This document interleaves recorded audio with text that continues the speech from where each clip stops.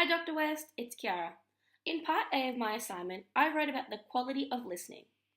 I believe that listening is predominantly required in three areas of teaching: listening to students, other teachers, and parents and stakeholders of the school and community. Since starting my immersion days, I believe I agree with this statement even more, as I've been able to witness listening and various strategies and approaches to encourage discussion, which in turn requires further listening. Currently, my supervising teacher is testing each student on the new numeracy progression. Listening is essential by both the teacher and the student in this process.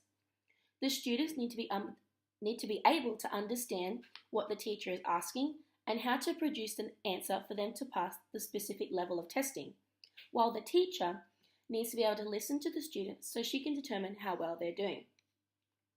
This type of testing relates to the Australian Professional Standard number 1, Know Your Students and How They Learn.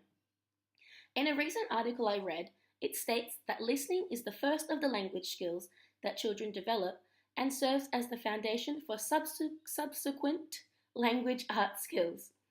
This links to my point from Part A about how listening allows the teacher to gauge an idea of students' subject knowledge and how best they learn. During my second week, I was fortunate enough to be able to sit in on a meeting between my supervising teacher and the other Year 3 and 4 teacher. The meeting was about curriculum, the new progressions, and what they intended to teach the students for the next few weeks. This was a great example of collaboration and listening between the teachers, as well as me, while mine was more the listening, obviously. Each teacher was able to talk and express any concerns while the other listened and provided solutions and opinions. In this meeting, my teacher also explained the concept of dialogic talks, which I hadn't heard of before. This is similar to the think, pair, share model that you use in classrooms.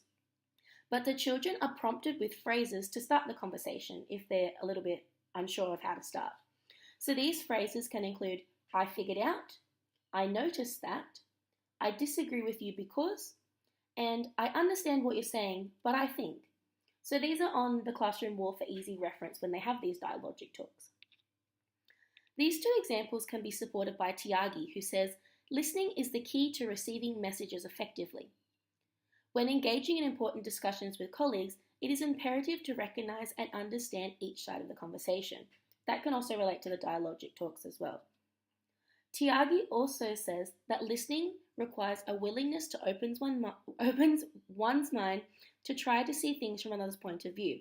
So this relates obviously to the dialogic talks.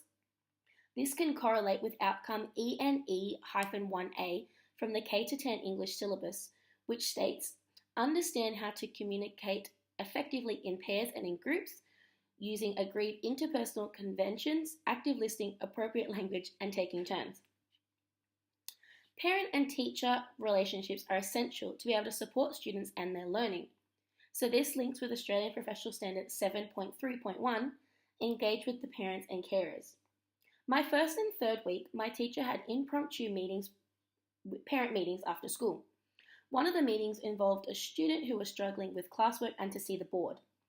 Again, the teacher voiced her concerns with the parent and vice versa.